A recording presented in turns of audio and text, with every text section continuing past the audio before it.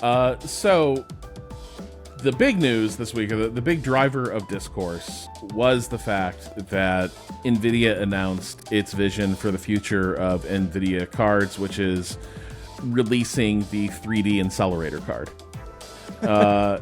And it is going to be powered by DLSS 5. How long have you been sitting on that one? I can't believe I searched for this.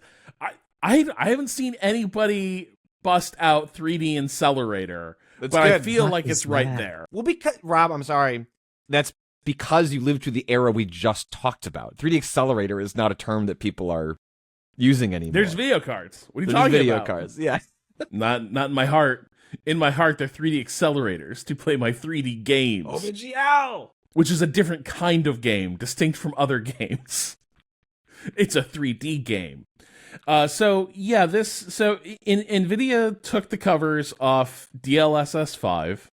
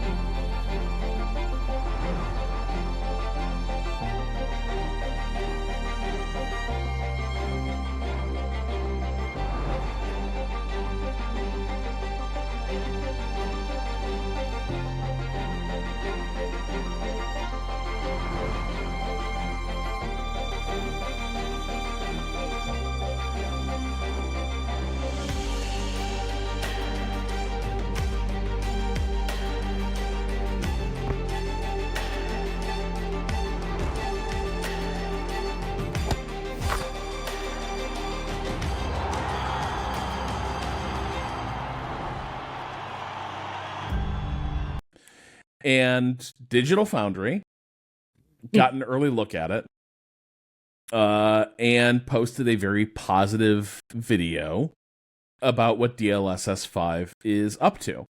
And for DLSS is kind of a confusing thing to begin with. I think I saw Dominic Tarson talking about there's like 3 different technologies basically that are rolled together in that are all ways to kind of cheat extra performance out of existing graphics cards. And so, if you've watched our many fine Nvidia GeForce Now streams, there's often a long segment where we're just playing with graphics settings and we sort of have long moments where it's like, what do these, if we click this setting but then we activate DLSS, what's going to happen? So this stuff has gotten a little harder to parse from the standpoint of what all these things are doing. But the short version is to date, DLSS has been ways to wring extra performance out of the same hardware and allow images to be displayed to you on your monitor at a higher level of fidelity than the computer necessarily rendered internally using the graphics card. So basically, there's parts of this that are up-resing effectively from rendering the image at a lower resolution and then presenting you with a machine learning assisted 4K rendition of the scene. There's parts of this that it is going to be using, I think, it's going to effectively guesstimate the ray traced lighting, but rather than doing all that expensive calculation live while you're playing it, again, it's sort of shortcutting that using some machine learning data. DLSS 5, and this sort of jumped off the screen in the Digital Foundry video where they were presenting this. DLSS 5 appears to be slopping it up a little bit. Maybe more than a little. Yas, Grace. Yas, Grace. Yes, yeah, they're yassifying our video games. I can't believe it. So I'm curious. Did y'all watch this presentation? Like, what was your before the discourse fully hit? That's What impossible to separate the two. Like there was no world where I experienced this before the backlash was so swift. I was not there at quick. Rope Drop. I did not Rope Drop for the DLSS 5 video. So yeah, no, I did not see it before. Did you watch it before? You had seen everybody hate it? I mean, it was instantaneous. So like, Yeah. That's what I mean. It was like yeah. within 20 minutes, it was like, hey, Digital Foundry, what you doing? This sucks. But it got way worse than that. But I assume y'all did watch the video where they talk through the DLSS 5 presentation they were given, and they showed scenes. I'm curious, like, if anything stuck in your, like, jumped out at you when you were looking at the side-by-side comparisons and what they were promising DLSS 5 was going to do. I mean, it's the one that, I mean, there's a lot of egregious examples. Certainly Resident Evil 9 Requiem is the one that stands out the most, because it is worth pointing out, this is not a spoiler, it's the beginning of the game. Resident Evil 9 opens as a game where FBI agent Grace is being tasked with investigating the site of a dead body where her mother was ruthlessly murdered in front of her years ago. And she's pretty nervous. She's pretty upset. She's not really excited to go, but she's like top tier in her field. And her boss asked her a big old favor. Could you please go to the site where your greatest trauma and investigate this other crime that's going there? And so, look, Grace, base level, really pretty looking girl, but she's not exactly thinking, I need to glam it up before I get down to this crime scene.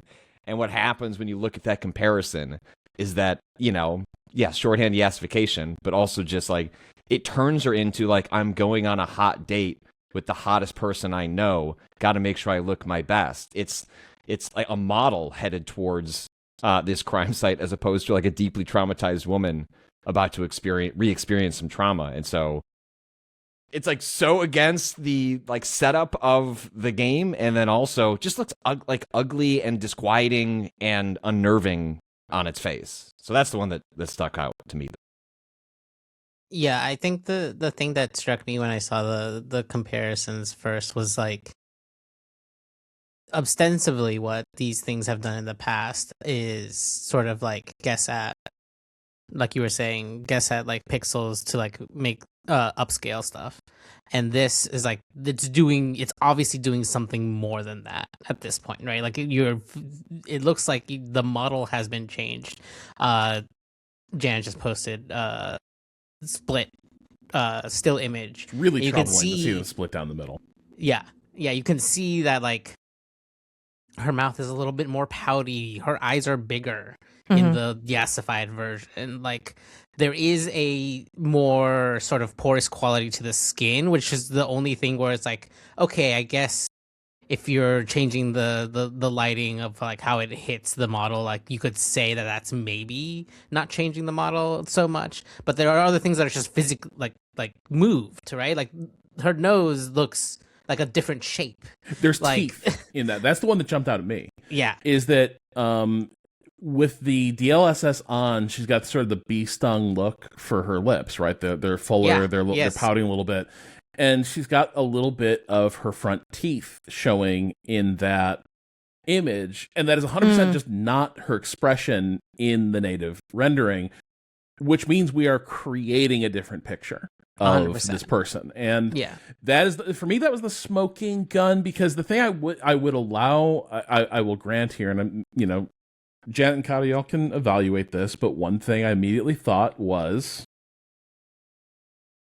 Digital Foundry is a bunch of dudes. And dudes famously have a bad instinct for what makeup looks like. And what lighting can do to how someone looks. This is just lighting. Like, no, this is even past just like whether or not you can recognize like makeup. My girl's natural. Like, yes, Grace natural. Showing the picture of the yassified version. Yes. See, she doesn't do all this extra She doesn't stuff. need all this stuff. She's chill. Yeah, I think the real damning is the split, which like, Yes. and this was, it's, and we'll get into obviously like Digital Foundry kind of trying to like backpedal on the content they put out, but this is from content they put out. Like they always like have a lot of different like assets you can look through like on their site, video, pictures, and things they have is like an overlaid slider, which is what I sent to y'all. And to me, that's where it's like the most obvious, because I can understand someone seeing like you know, a still or a stationary video clip of Resident Evil Requiem, and then seeing the DLSS 5 version and not necessarily like immediately clocking it, because it's also, you're looking at it in the, because if you look at it in like just like a quick glance, like in a wide shot, it's like, oh, maybe you don't notice like those details. But if you look at the images and you zoom in on the images and you're doing stuff like doing a side-by-side overlay, it's very obvious because you can like look proportion to proportion.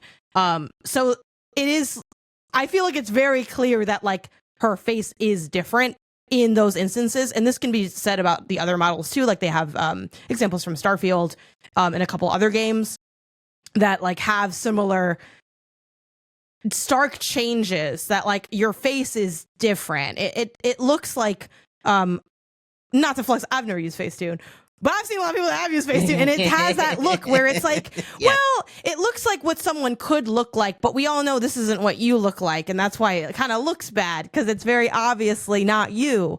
And that's sort of what it reminds me of. A comparison that jumps to mind for me is, have y'all ever seen like fan art where it's, you know, here's what Pikachu would look like if he was a human, and it's like a guy that has like Pikachu vibes or whatever.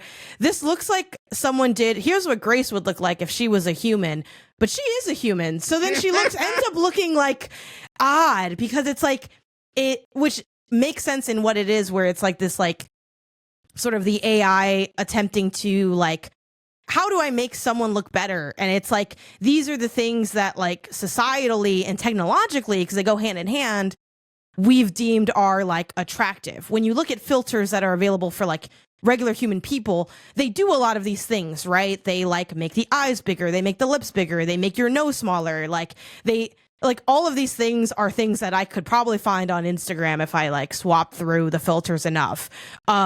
And there's like, you know, famously one like very yasified filter, I think, on either Instagram and or TikTok that has a look like this. So it's weird. It's tech that's messing with art, imitating tech that's messing with life, is basically what this kind of is. And so it has a lot of the same properties. But the thing is, like, when you do that in real life, it's for two reasons. One, to look better, or two, to, I don't know, like, I guess to have fun, right? Those are like the two reasons people use like funky filters. That's not really like, at least for most players, needed. Obviously, there is a crowd that's like, let the fans make the games, and they have yasified Aloy. Maybe they're very hyped about this. I don't know. I haven't checked on those circles. I haven't checked on those circles, but like, for the most part, people aren't going to video games being like, I want people to look more attractive. And also, when you're putting filters on yourself, that's you wanting to look more attractive. I don't really know people that look at those photos and they're like, this is markedly hotter than the person that was underneath, even if it has more of like the features, because it looks so fake that it's hard to find that. I would think that's hard to find hot. Maybe some people are working at these Instagram filters. I don't know. Even then, the big thing about this is the point of where the filter comes in the chain of like creation, right? Like when you add a filter to one of your photos, you're choosing to change your own image before you post it on the internet. This is your graphics card, which is like way down the line of like the initial creators of the games, like changing what they've already done, right? Like this is a third party intervening between you and the game developer, basically. There's a couple things to that. One is that a thing that they cite both in the original video and then in their video further explaining their thoughts and acknowledging the things they got wrong, and then walking back a little bit of how they handled it initially. But one thing that the Digital Foundry guys bring up is that, well, the studios themselves signed off on these demos. Todd Howard loves that this is how Starfield looks. That he's like, this is how Starfield should look. And right there, we get to a different. Like I brought this up with Duncan the other day when we were talking about, because Todd Howard comes up in the piece about lore. It's just Todd Howard's a CEO, and he's really removed from like line level or lead level creative decisions on any of these games. This is not Todd Howard being like, this is my vision for Starfield. Just handed a piece of paper to read into a camera and like go to a meeting. Right. This is not Roger Deakins telling you like on his forums or something like, and this 4K master I just put out is my final definitive like vision for how this film should look, which is a different level of authority. Like in games, like kind of nobody can possess that authority over the creative output of a game, but certainly someone as like high level and removed as Todd Howard can't. And also Todd Howard like asking Kathleen Kennedy if she thinks that like the depiction of the Force in any given Star Wars thing feels accurate to the lore or something, right? Right. Someone so far removed from the like initial creative process that's like, yeah, you're attached to these projects, but you're not really in the weeds of it. Right. And so that defense doesn't quite hold up, but it does sort of highlight the degree to which games in particular don't have authors in that way for the most part. And the other thing, in some ways we've been headed here for a long time, because there's really no audio visual equivalent as far as I can think of that is what you've always been able to do in video games. Is you get a new video card, you go back, you fire it up, increase that resolution, activate more features, more modes to change the look of the game. We've always been able to do that. We've always sort of enjoyed doing that. And by those measures, this feels a little bit like, well, it's continuation, that you can just keep cranking up the realism and fidelity of the game. But the question is, fidelity to what? Because like I come from a bit more of a home theater audiophile space. Like I follow a lot of that stuff, and there's snake oil there for sure. But the thing that you encounter there a lot is this idea of high fidelity, that for the most part, coin of the realm in these spaces is, I want to hear exactly what, if it's a live performance, I want to hear exactly what people in the room heard. If it's a studio production, I want to hear exactly what the recording engineer decided was going to be the final like master mix, and before it was sent off to be pressed. With TV, it's like, I want my TV to show me exactly what Denis Villeneuve or Deakins saw in the editing suite as they were deciding what the master was going to look like that was being sent off to discs or theaters. This idea of, I want to capture exactly what the creative leads intended and sent out into the world as sort of the final vision of this document. Games have never really been that, because they've always been mediated by technological limitations. But it also means that I think fidelity in the game space is completely corrupted. It's a really different definition than you find in other AV spaces, because, like, for me, when I heard the Digital Foundry guys talk about fidelity, I'll admit, like, I kind of laughed, because it's a preposterous concept to evoke when you're looking at these DLSS 5 demos and say this is higher fidelity, because it is clearly, to your point, Chia, it's taking whatever the game was going to output and render, and it's modifying the source, different, right? Like the question is like 100%. source. What is this? What is the source? Like a new graphics card that makes it run at a higher frame rate is still working with the source material to render it differently. It's not inventing new textures. No, right. The developer still, even if you change the settings in a game to like max out, they have say what Ultra looks like. It's right? you at the mixing board. If you take the analogy to like you being in the studio, like working on with a recording artist, you kind of get to mess with the mix, but like you're messing with the mixing tools the creatives gave you to mess with, and that's not what's happening here. Now, the The thing that some of this discourse really was that, like, you can't trust Digital Foundry, they completely sold out, etc. I do think the credibility takes a bad hit here, but I've watched a fair number of Digital Foundry stuff over the years. And the thing that's always impressed me about Digital Foundry is that they have a really good sense of the technical aspects of rendering techniques, lighting techniques, how these things work, and in particular, how they tend to break, right? How they tend to, like, what faults tend to appear that you can sort of lock on to and be like, see, this isn't quite right.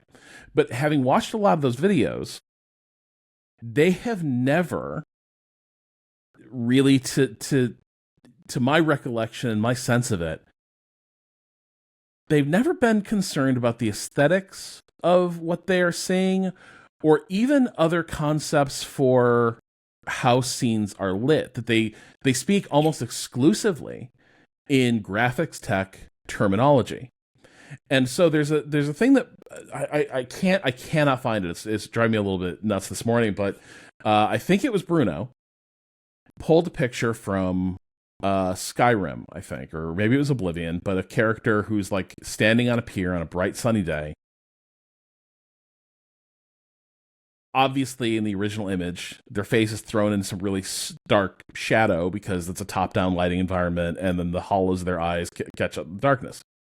And Bruno points out that, like, the DLSS 5 thing, the way Bruno puts it is, like, DLSS 5 just adds a fill light in front of their face and floods their face with light so that you get a nice, clean, like, portrait of the face in a scene where that light, like, that is not how it was originally lit. That's not how it should look at all. Did you see the AC Shadows one? Cool. Where it's like, it removes the shadows from AC Shadows. It just brightens the environment in a way that strips away, like a lot of these examples are just like, what if a giant light was in the scene now? Wouldn't that be cool? And I think the thing that occurred to me, I think this is one reason why I think the Digital Foundry dudes were kind of primed to hit into a sand trap like this.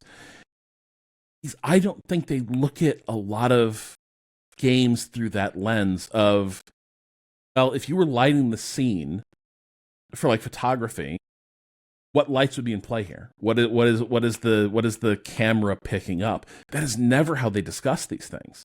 And so something that's obvious when you look at, like, that screenshot of Oblivion, where it's like there's a fill light on this fucking character, and that's why their face no longer has shadows, and you've invented a completely, like, new image in this scene. I've never seen, maybe I'm wrong, but I cannot recall Digital Foundry videos ever talking about, like, what specific, like, key lighting, fill light, edge lighting, like, methods are being applied in the scene. It's always just been about the graphics tech, like, rendering it. And so I don't think they've ever really, I think in general, they've not used the vocabulary, and I'm not sure they really have the analytical lens to see these for massive alterations in, like, the subject and capture of an image.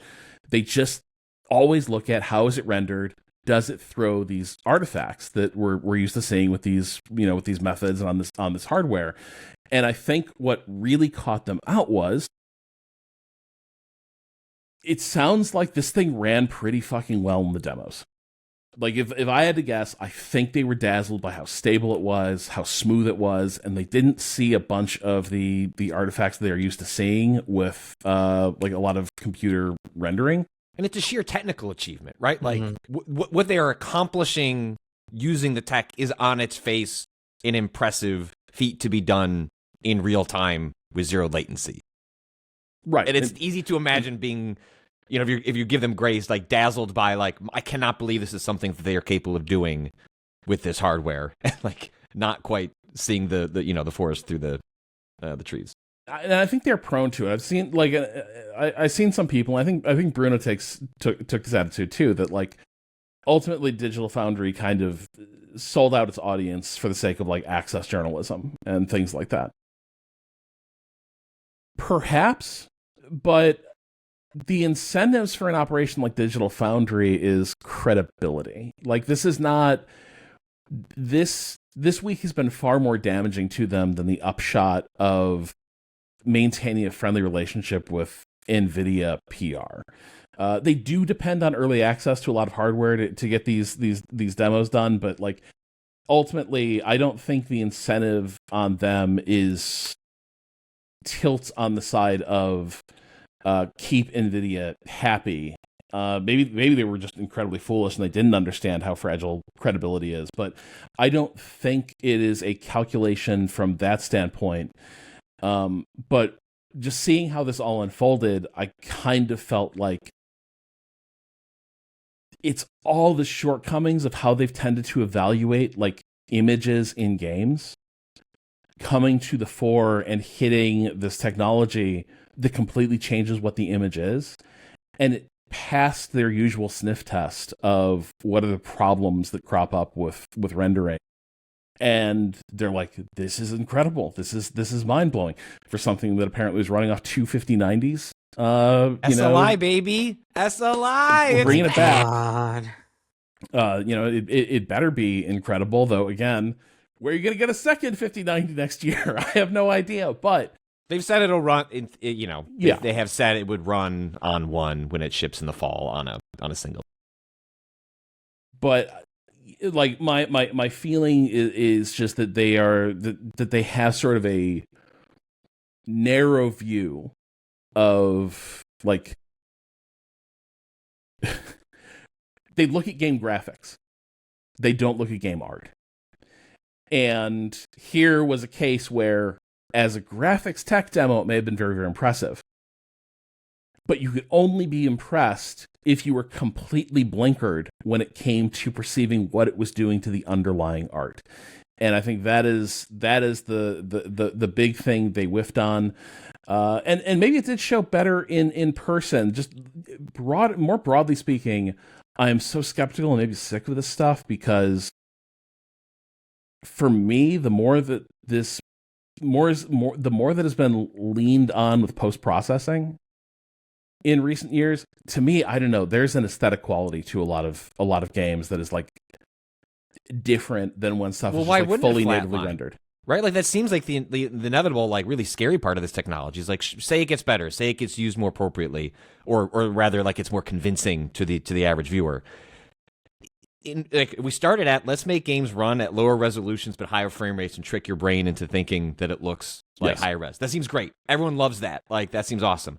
What this suggests, if this technology continued down this road, is like reducing what is happening in the source material of the game that you purchase and having your graphics card apply like this post-processing look that would inevitably lead to a flattening of creativity and art in video games, especially given it's not as though it's game developers filtering you the ultra texture. Like, the graphics card isn't like giving you the secret ultra textures and it's rendering it through AI. It's guessing at what it can do in the scene and can arrive at perhaps a better place by developers tweaking those values. But on some level, it is using generative AI to guess at how the scene should look. And eventually that data set and the reduction of the source material will lead games to a place where it's a version of what you're talking about, Rob. Like, it's going to flatten the aesthetic look of video games and arrive at something materially different and like worse if you care about like artistic intent and creativity in video games. And like we spent a lot of time specifically like pointing out the way that the models were changed too. But I think the other thing that was definitely happening was the lighting in the general scenes getting like literally flattened. Like, it looked like contrast was being sucked out of a lot does it feel like when you go to Best Buy, like how we talked about this, where like TV looked better because brightness is at max? Yeah. There is a little. I kept thinking of that. With still images, though, is the thing, because brightness is like a physical like property usually of how much light is being emitted by the TV versus the like brightness. I know, but of it feels like if you go to a Best Buy and like if you turn it up to like convince your dad like this TV's better. Those colors are so fucking vivid, and there's something about that. I'll go with you guys to Best Buy. We can all head over. I love Best Buy. Okay. Well, I think like the Grace face is obviously egregious, but I think something like jumped out at me when I went and looked at it again was, so it's a street shot, and you're shooting the camera's gazing past her down this rainy street. Yeah. And the in the original rendering, it sort of rolls off into a slightly hazy rainy day, the way, you know, streets in a heavy rainstorm tend to look, right? Like there's a little bit of like a thin fog that starts to come in. And with DLSS 5 on, it rendered all the background shit in like razor sharp detail, cleaned that fog out, and in the process, like, kind of destroys the mood, and also like takes away the sense of, games can play with how much do you want the perspective in the game to feel like a real physical camera versus not. But in general, like any visual medium, you're playing with where is the focus, where do things sort of like fall off into being out of focus through haze. You're playing with that to sort of control where's the emphasis on the image. How do we want this moment to land? How do you want to inhabit it? And DLSS 5 is in there being like, enhance, yeah, and effectively like inserting like a fucking Encarta streetscape into the background of your video game. And the other thing people can write in because I'm curious about this. I have never been fully clear on where the source for the machine learning stuff that's hitting earlier versions of DLSS is coming from. But this is the first time it begins to feel like they're pulling from broader generative AI data sets and then applying them to like the final processing of an image. And for a whole host of reasons, that is bad. It's also really dangerous, right? Because that is when you start to encounter the averaging out of like, well, yeah, there's this picture of Grace, but then we got all these other pictures of women who look kind of like Grace. And so we think this is what Grace should look like. Right. That's kind of like, if you take the safeties off this stuff, that's what it does, right? Is like, well, this thing was trained. It was trained on an Instagram baddies page, and they're like, "We think this is what women look like." Right. I believe the way that the older DSS models were working was the machine learning input was from the game itself, right? Right. Like, this is now obviously like we're doing the whole like the data set comes from somewhere else situation that a lot of the current generative AI things like are like trying to feed off of, like, and will eventually lead to the dead internet Ouroboros fucking spitting out flattened and more averaged images. I mean, that's kind of like, this is like a little peek into that, right? I think also to sort of backtrack and give it out to like the Digital Foundry of it all, because it's like, yeah, I also was like, oh, Digital Foundry, the tech experts, and then they like have this, you know, quote unquote fumble. I think what stuck out more to me, and I remember I saw a post from I think it was Harper J over on Blue Sky talking about this as well.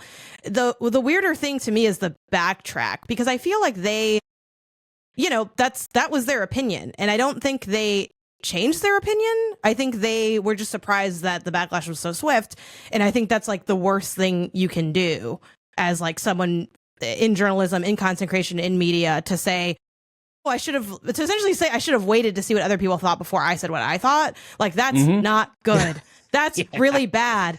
And if you feel that way, keep it to yourself. Kind of worse, actually, right? Yeah. Like, at least It's own, way like, hey, we're worse. tech people, we're tech nerds, we're thinking of but it's like artistic intent or integrity is not necessarily at the top of our... Which to Rob, to your point, like, I think that is what kind of happened, where they're like, they don't, at least in how they presented it, they're not one to talk about the artistic side of things. They're there for performance, their perception of fidelity, like, and to also just explain, you know, sort of what you're seeing. And the thing that really stuck to me, I re-pulled up their video to like re-look over it for like their wording, is they say in the video that they think that the aesthetic changes to Grace's face will be the most controversial. Yes. Like, they are aware of it.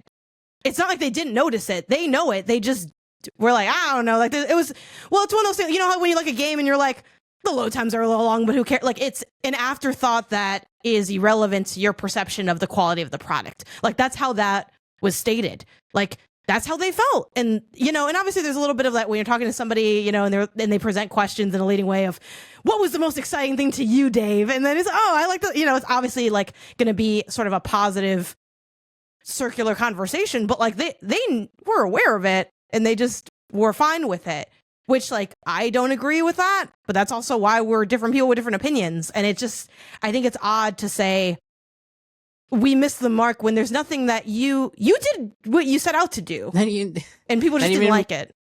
Not even we missed the mark, right? Which would be an admission that they were wrong about something. We should have waited is the thing that's in the thumbnail of their video. It's just literally we should have held off on putting our opinion on not we should have held off because we had more analytical testing to do. We should have waited to see the lay of the land.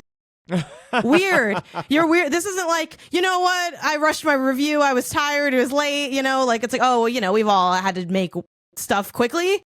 Yeah, that's no, but that's when weird. you find yourself the main character and you're not used to it, it is like, I have a lot of sympathy because it is scary if you're not used to this.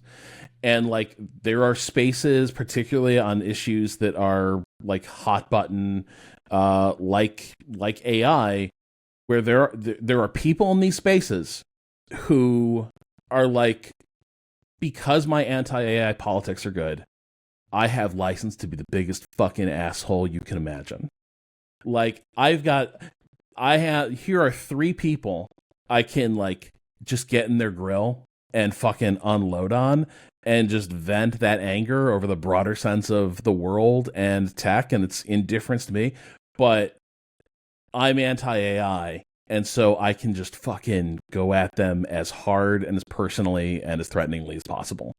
Like that, when it comes for you, is startling when you encounter it. And people who behave that way don't really face much in the way of social consequences because, well, they're doing it for the right reasons. They're just imposing social costs on someone having a bad take or a bad belief. So I have some sympathy for them having a sort of shell-shocked, knee-jerk, like, I just touched the stove response in the wake of this. Yeah. You know, they haven't been through this ringer many times before, and I have a suspicion that in addition to just the overall, like, holy shit, like, did we badly fuck up? Like, this is professionally embarrassing and concerning. There is also a level of, like, personal directed animosity that is like shocking when you encounter. Which, to be clear, like they should not be getting death threats over their analysis of some technology. You know, like that's obviously really messed up. Like it sucks that they're going through that. No one should go through that. But this also feels like there are times. So this is going to sound like incredibly judgy, and admittedly it is. There are times that people have that people have like that, like damage control. Oh my god, like this, I'm sweating. You know, palm sweaty, mom spaghetti. I understand that. Do people not have a trusted individual, a trusted peer to say, hey, I'm panicking, I'm thinking of doing this, and that person to say, I think you should wait? Because I think sometimes you just need to let time pass, and I don't know why in those moments you should not have can. Like that is the like. But ask somebody, and they probably would tell you that you can. Who are you going to ask? Your colleague. I don't know, probably. The problem is, it is a group of people who've worked together for a while. You got one person who wasn't there and was off site, who I still don't know what John Linneman makes of all this. Changed his profile picture to a black square for a period with an ellipses as the one contribution to the discourse. It sure felt so strange. Like Janet, by and large, yes, this is a moment for your conciliary to be like, you just need to sit in this discomfort and just like think about like, what do you actually think of what you did? Because here's the other, there's kind of 2 parts of this. I think undeniably they fucked up. And I think when you watch the second video, there's one of the people who wasn't on the first video is on the second video. and clearly did see a bunch of the issues, or at least is now claiming they saw a bunch of the issues that people were highlighting with the way DLSS 5 is working. And so I think there's that combination of you're the main character, you are a fucking piñata on the internet for the better part of a week. You're getting really personal, like, uncomfortable feedback. But then also you can't even fall back on the security of, I did my job to the best of the ability I have, and I feel good about the message we put out, and I'm willing to bear the consequences. I think they came away from this and they're like, they couldn't feel good about like what they put out. I think that so you have this combination of damage control, kind of like stark terror at finding yourself main character, and then also a degree of like professional, hey, damn, like we did kind of fuck up though. Like there's a lot of stuff that is uncomfortable about this. And so I think that's a recipe for not getting, you botched it out of the gate, and then the recovery is going to be really tough to pull off gracefully, because it simply does not feel like you can.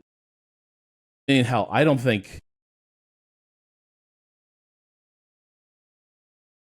think someone who's been through something like that is never going to be objectively distanced from the events of this week. Like, this is going to be something that sits with them for a while. Like, had a breakthrough moment in therapy the other week where, like, talking about like being in sort of a funk for the better part of a year, and my therapist was like, well, hey, like, what happened about a year ago? And it was like, oh fuck, that thing that I didn't think bothered me nearly as much as it did, tons of shit changes in the wake of that. And I don't think there's a moment where they could have just, you're not going to get to a place where it's like, just take a week off and don't read the comments and get some space on it. It's not a factor of time. It is a combination of like, is a scary, startling event, and you may never fully unpack like, how do you really evaluate the job you did, or what your motivations were, or what you were thinking as you hit into this. So I think even the best conciliary in the world, who's like, do not try to post a video about this like today, I think it would have been hard to find the right tack to take, even a month later. And it certainly doesn't feel like you can wait a month. And also, what was unique about this situation was sometimes when stuff like that happens, you can sort of fall back on like there sort of like different camps of criticism or people who are on your side. Like, that basically didn't happen here. No. Like, I'm sure there were defenders of, like, I saw it. Like, occasionally people were like, I don't know, like, sometimes this tech will get better, and like and like, broadly speaking, what was unique about this, especially in AI related discourse, was broad condemnation from even pro AI, or like AI is interesting. Everyone looked at this and said it was dog shit, and thus saying that it was interesting also meant that you were dog shit. And they were at the center of the first people who were not Nvidia itself saying, guys, this looks pretty cool and neat, huh? And the fact that if you were to look out the landscape, there was no foothold. There was nothing to grasp onto. You couldn't rationalize away like, well, of course artists on Blue Sky would be mad about this. It wasn't even, it was like, dude, the check marks on Twitter think this looks bad and that we're bad. You find yourself in a situation where there's like, you can't go to your colleagues, like the most direct colleagues, because that's already compromised. And every online space that you might want to scroll through for like a sense of comfort is also saying that you suck. That is as brutal a place to be as a chronically online person as you can be. There's just no space to retreat to even give yourself a treat as you try and work your way through how you emotionally feel about an event like that. So I get, they had one person in their corner, Jensen Huang, from Nvidia, who was like, the critics don't know what they're talking about. He just said they're wrong. He said there was their Nvidia's. This came out of like this Nvidia's. What do they call their press? Their conference. I forget what they have like an actual name for it, but he just said, first of all, they're completely wrong. And that was like the broad explanation from Nvidia's CEO about the essentially universal dislike of this technology insofar as its initial rollout. Which it is interesting to see, just in broad strokes, like it's hard to like where are like the contours of like AI as it like expands, like where are the parts where like everybody goes no, like it's very unique for a moment like this where you kind of get everyone to look at it and go no. And I don't know what that means necessarily, right? Like, does this actually get, quote, better or less obviously gross and then this disappears? Or is this indicative of something broader about AI hitting its limits on its ability to intrude on our lives, and as a society, people going, whoa, whoa, whoa, whoa, whoa. Like, no, I don't know. I feel like it's probably too early to say. Well, in this case where this is okay, like, prior to this, a lot of DLSS was like, hey, this is what machine learning is good at. This is where it can actually be beneficial. And this is where you stumbled into the, oh, no, we're just adding slop to games now at the graphics card level. Now, I will say there was an escape hatch built into what Nvidia was telling Digital Foundry, and I think that might be what Huang is getting at here. They talked about how developers will have control over how this works in these games. The developers, it will become a tool that's part of the suite that developers can use to control how DLSS 5 is choosing to process these images. In which case, I understand now a little bit better, where it's like, it's a cool tech demo. It wouldn't work like this in practice, and it would actually give creatives more control over letting people see what they intended on a variety of hardware. Maybe that is how it is meant to work, and actually, like, DLSS 5 is secretly really, really cool in a way that these demos just completely like failed to sell and actually gave us cause for concern. However, let's say, oh yeah, developers can completely control like what they can completely stop DLSS 5 from slapping an Instagram filter over their characters, and fuck it, another Instagram filter over landscapes, because God knows the Assassin's Creed Shadows like landscapes. I swear to God, it was like Nobunaga is going to be posting like motivational quotes from the top of a mountain, being like, "This is what it's all about: being out here first thing in the morning, you and your target." So maybe developers can stop that from happening and have these tools. But yeah, I'll bet tons of art departments are stoked now about having to set some sort of DLSS 5 parameter on every asset and every scene, every light source and fog source in a scene. That is a ridiculous. That is kind of a ridiculous ask, and that is not something that developers would be. If you don't set these filters, like, all hell will break loose. That is ridiculous. And in the Digital Foundry follow-up video, one of the guys did point out that, like, hey, a lot of these characters are based on people's likenesses. There's actors turning in mocap performances and face cap performances. What, you think they're going to be stoked about, like the graphics card is like, I don't know, maybe we could turn you up to a 9. That's not that's kind of loaded in itself, but it just doesn't seem like this thing that's allowed, that's sort of meant to have you get a lot of like performance for cheap, imposes a whole new workflow possibly to stop it from being trash. That doesn't seem like it seems like, yes, then theoretically DLSS 5 could be really powerful and cool, but practically there's a huge hurdle to that, which is nobody's going to want to use these tools to their full effect because you don't have the bandwidth for it. Especially because there's still enough graphics cards being sold, made by someone else, that, you know, there's still enough Radeons out there that you're not going to have like a monopoly on the graphic space. So it is possible that, yeah, like there's a theoretical world where this doesn't, that DLSS 5 does not operate as badly and concerningly as this demo makes us think. But then, like, NVIDIA, you have to explain how that's going to happen. And you can't be leading with it yasified grace. Like, you didn't even need to play the game. You just see the scene. You're like, well, that doesn't seem good. That seems concerning. It's...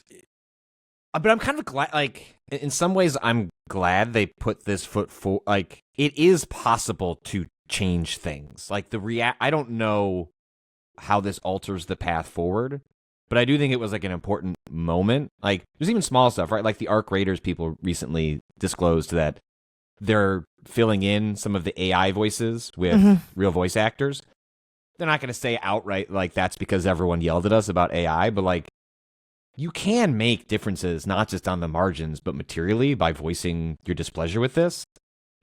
If DLSS 5 is running on dual 5090s and SLI, and will still really only run on a single, like, 5090, and, like, only in a handful of games because NVIDIA has made partnerships with them, it's a very small sliver of where that's having an impact.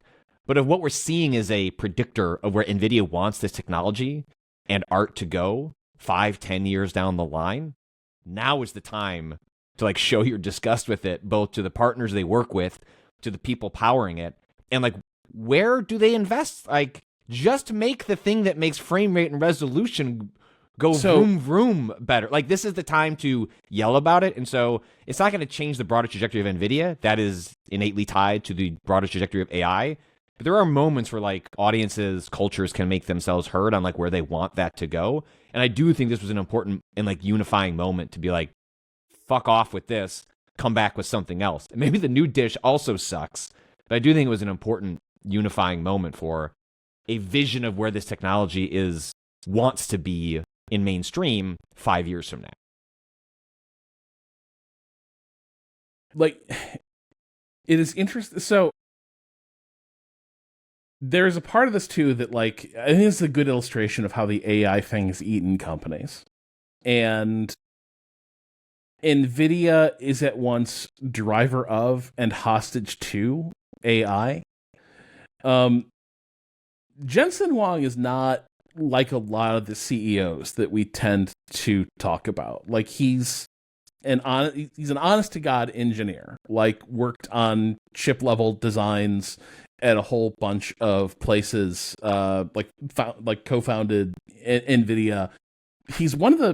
It feels like he's one of the few people in the space at this tier of industry that is legitimately like was a practical like working engineer at the company and not somebody who came in to be like a C-suite goon, with just enough technical chops to sort of keep the minions in line.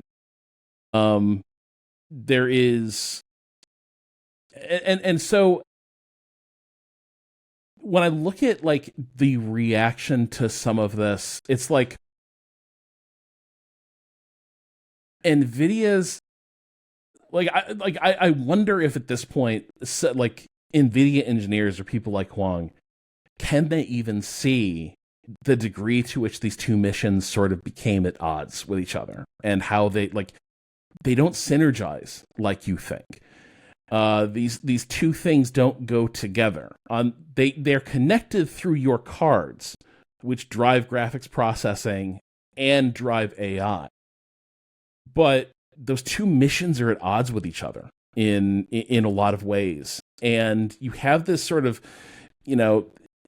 ham-fisted response of, well, people just don't know what they're talking about, and it's like, well, you're addressing a lot of people who are, engaged on the enthusiast side, but a lot of the backlash here was also on the professional side of people who do know what they're talking about when it comes to rendering technologies and how this stuff works.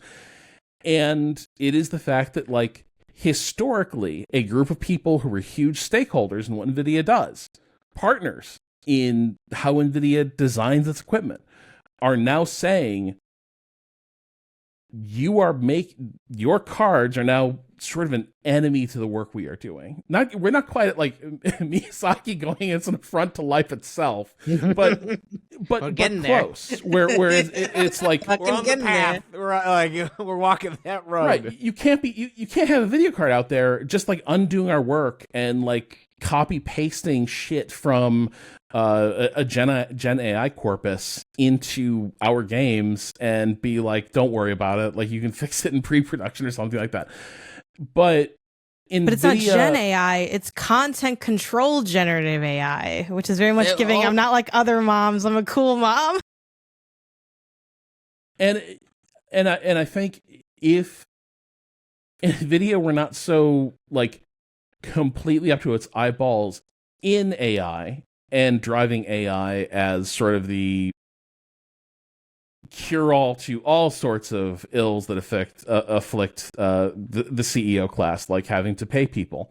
If they were not so fully enmeshed in that world, there's a possibility where they can just sort of course correct on this and be like, you're right, like, this is not what a video card should be doing.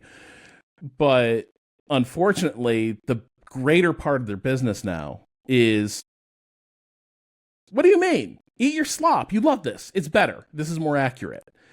And so you have a moment like this where you unveiled a technology that leverages the part of your business that people already have kind of soured on, and now you're saying we're integrating it on the card level into your machine so that it becomes truly inescapable.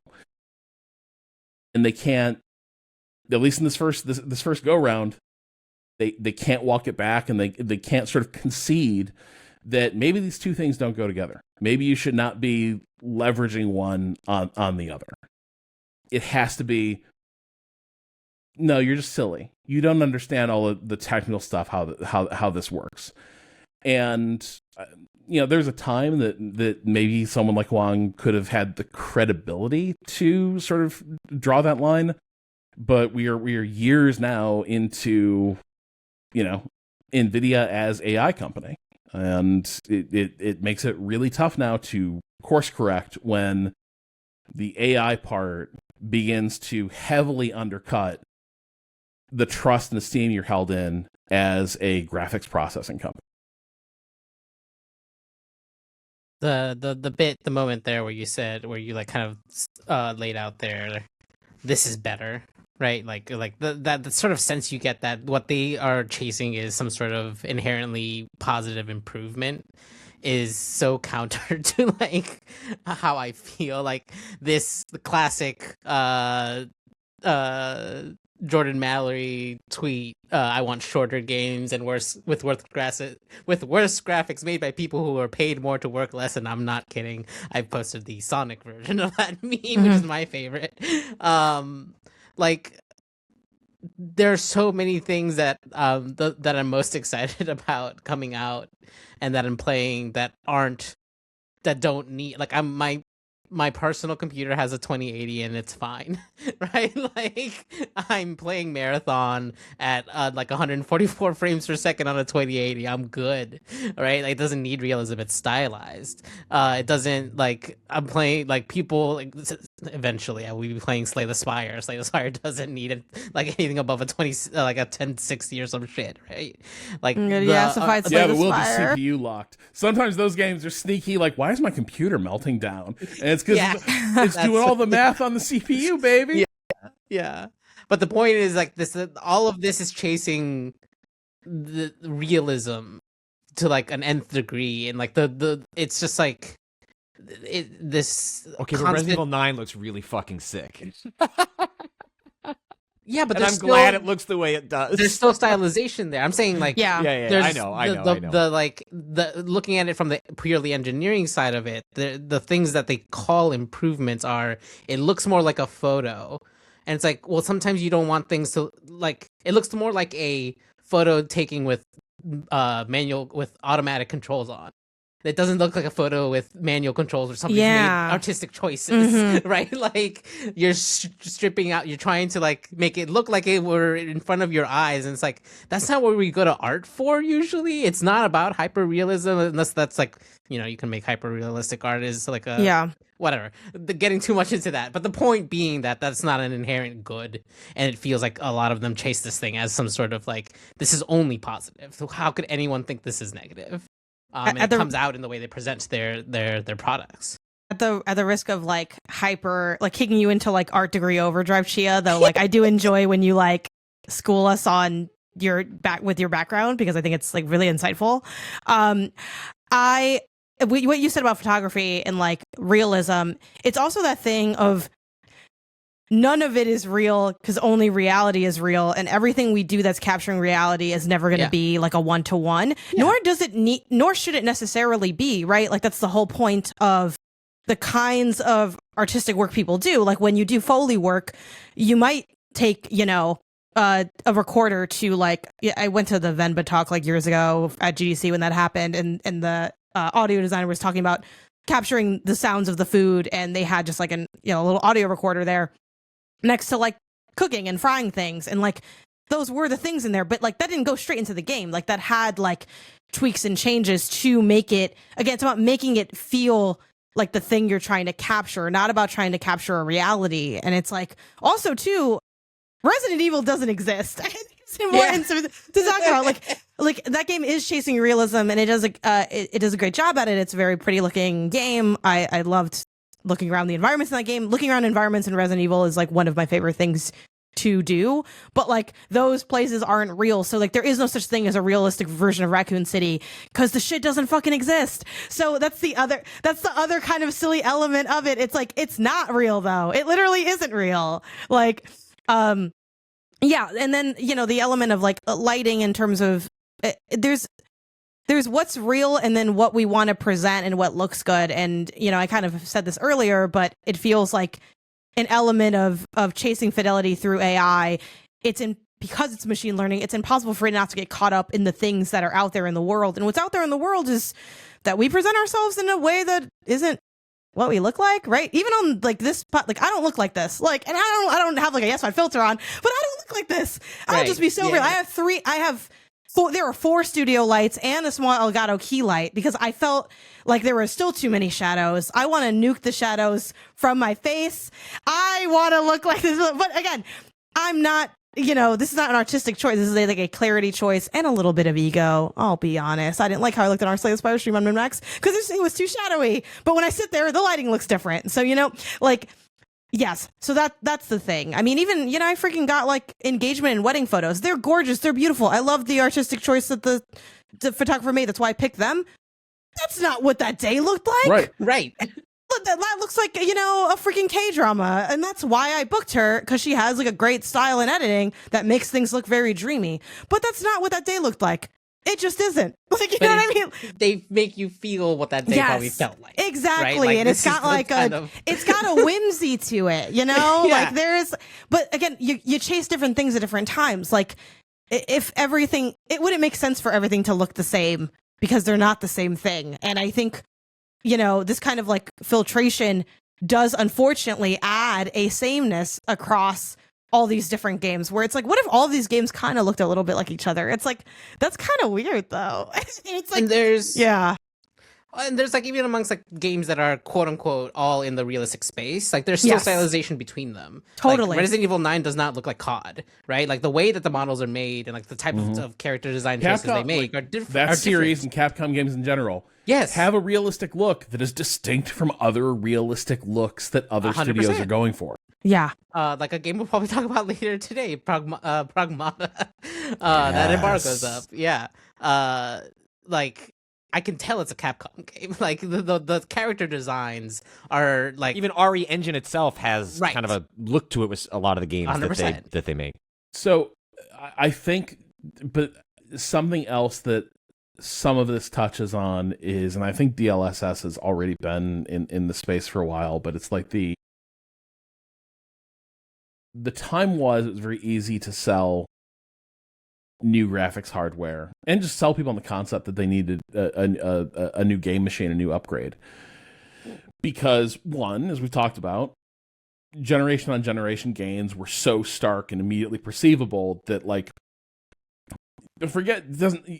yes, there were always games that like look at the new levels of photorealism we can achieve with like, I don't know, the next generation of EA golf game, right? Which is a place where they're trying to give you the sense of like, damn, you're just out there in the fucking TV broadcast. You're on the, you're on the tee at Augusta. you have stuff like that, but even the stuff that's more stylized, you would still be like, oh damn, like look at all that is possible with these with these gains. And that's already gotten way more dubious. I like Chia being on a 2080 that still feels sufficient is not surprising to me. My 2080 Ti like runs like a champ. I think that's still in my production machine. If I run something off that, like on my 1440 monitor, it's fine. It really was just like kind of 4K that started to really mess things up for that. But before, like lower than 4K resolutions at like, the PC gaming distances, it doesn't really matter. Yeah. But the other part of this is the games industry, because it is in such a dire state, no longer generates the library of content that would help justify video card upgrades as easily. There was a time when like you would just say, well, we'll partner with a bunch of publishers and we'll show like powered by GeForce Now, or sorry, powered by GeForce or powered by DLSS on co-marketing materials for like the 6 blockbusters next year. There ain't 6 blockbusters that are pushing graphics that hard increasingly. Yeah. And so you're falling back on, hey, that game that's already out, that game that came out last year? We can make it look like it's an entirely new game by pushing AI upscaling and AI increases to fidelity. And you're kind of now, because you don't have sort of the natural arc of like, here's new games leveraging these new resources, you're seeing a lot more leaning on this, hey, like, here's something you can apply to material you already have while you're waiting for the next big thing, and sort of make it feel new. And I think that leads you to some of the silly outcomes we see here, where it's like, well, that's not even the same game. But you're kind of desperate to show some sort of gain that justifies, why people need an upgrade. Now, why Nvidia needs to sweat this, I don't fully get, because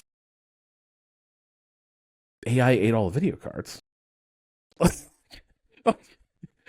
No, there's a lot of people who are like, I would love to buy a video card. I can't find one for reasonable. Like, I'm just stuck waiting for the AI apocalypse to hit. So it is kind of weird that they would be this sweaty to sell it, but nevertheless, like I do think some of this stems from the fact that it's become increasingly hard with every generation to make the case why you need a new graphics card.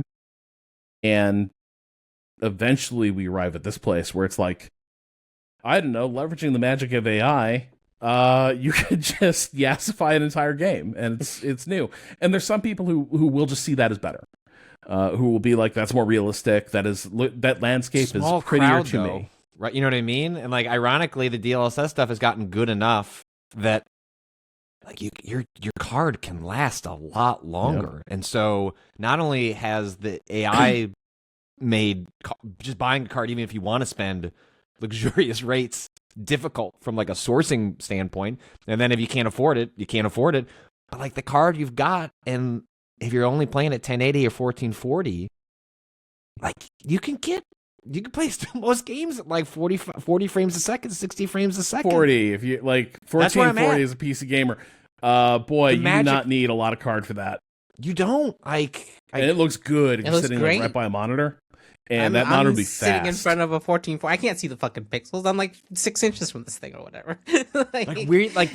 This tech got good enough to sort of, you can have a graphics card for as long as a console generation in a way that it felt like you were spinning between them or had a reason to spin up between them at a faster rate. And that's just decreasingly not the case. And then if games start speccing themselves, knowing that they can't rely on graphics card upgrades, well, the reason to then purchase, you know what I mean? Like the stack all the way go down trends toward keeping something longer, it being good enough. And those are like, in some ways, good trends to have. Yeah.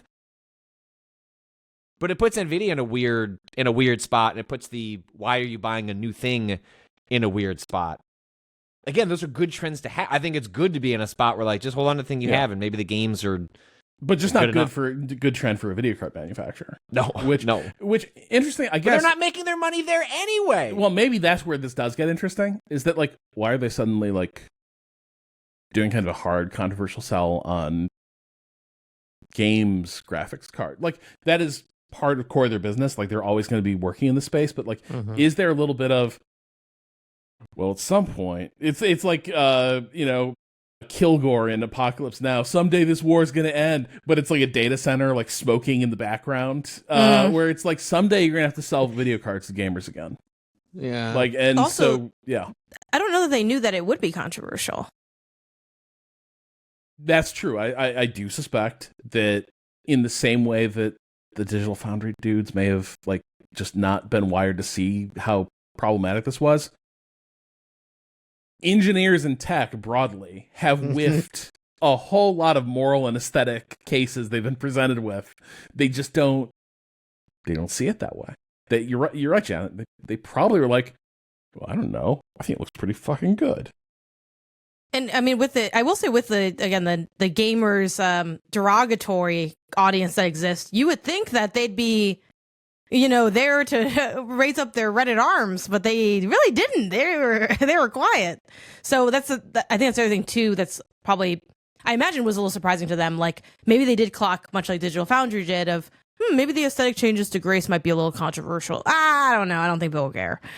And then realize that like not only do people really care, nobody really likes those changes, which I'm guessing took them a bit by surprise. I feel like too, especially rolling this out with like, I mean, they always have like games to show off the tech, obviously, but it's like it's got like star power games, right? Requiem is like so popular, so beloved. They're like, everyone's gonna love to see this looking better than it ever has, and everyone's like, this doesn't look good, and they're like, no one's ever told us that something we didn't look good. Also, I imagine they're also used to like kind of a lot of positive reception and success. Certainly, what they do is not for everybody. There are many people that don't chase fidelity. I admittedly am not super chasing fidelity in my games either. So I'm, haters are gonna say it's because I'm broke, and they're not wrong. But I just spend my money on other things. I'm more of a console gamer to begin with. But so it's like, oh yeah, they're doing something bigger and better, cool, whatever, not for me. And the people that are into that are like, oh man, it's getting better. And for that to finally kind of like peter off, and not just peter off, but have like we don't think what you're doing is better. I imagine took them by surprise.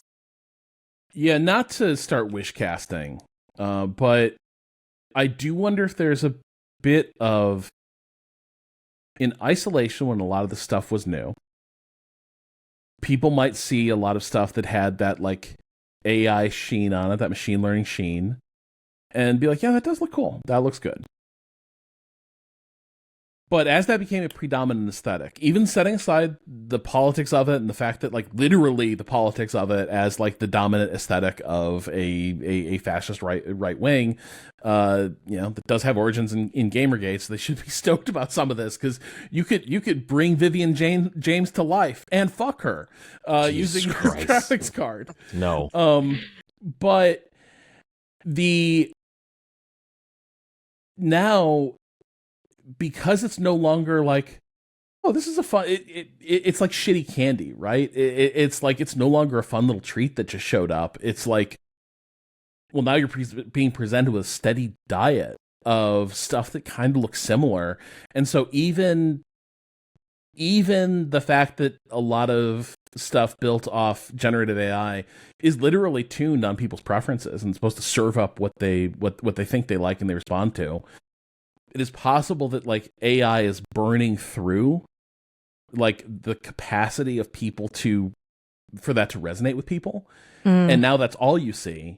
And people are increasingly unmoved by it and aware of the fact that like it's also a major reason why you can't buy a new computer, why like a bunch of things are totally screwed up, and now you're saying it's in the name of making something that looks like a bunch of stuff you already see on Facebook. That you put Shrimp Jesus in Fortnite is kind of what this portends. Like, because the thought occurred to me, like, we do have a self-selection thing where we spend a lot of time in left-leaning game spaces, and then we're on Blue Sky as a social space, and those do have biases in them. And I think a lot about the fact that, like, people fucking loved Thomas Kincaid paintings. They just did, right? Like, they just did. And so, God, like, that fucking guy. yeah.